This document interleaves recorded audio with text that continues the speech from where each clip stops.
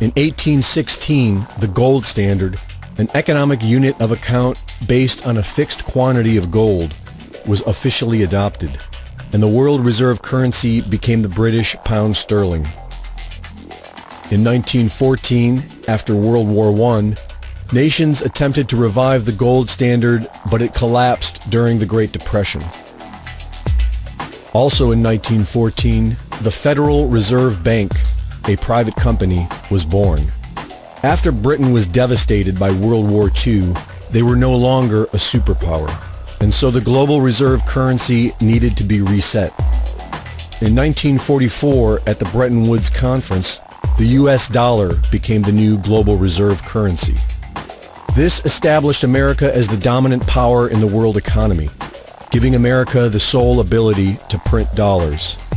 The rest of the world would need to trade their own currency against the US dollar in order to balance exchange rates, keeping the international economy vibrant and fluid.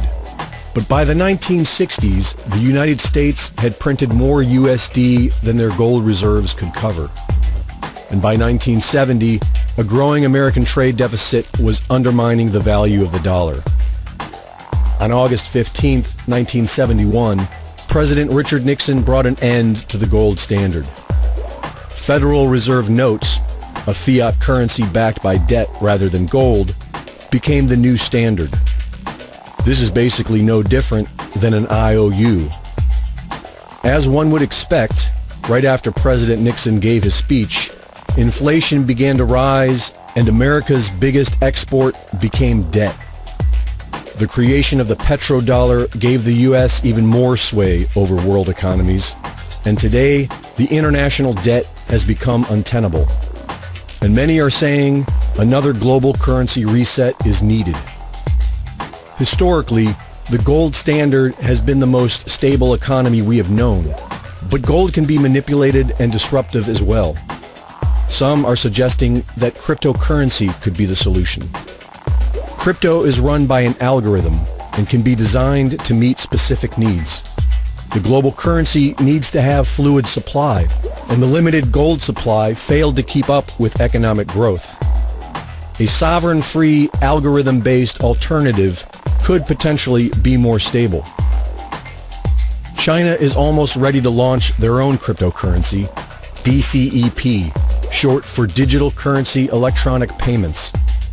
DCEP is government-controlled and fully centralized. So far, it appears to be a digital version of fiat paper money. The Federal Reserve Bank is developing their own crypto called FedCoin. The coronavirus pandemic seems to be the perfect storm for a global currency reset. The amount of money printing involved in holding up failing economies as quarantines and shutdowns take place will be unprecedented. And all this does is weaken the US dollar even more. And when the US dollar falls, it will be replaced by something. The question is, which way will it go?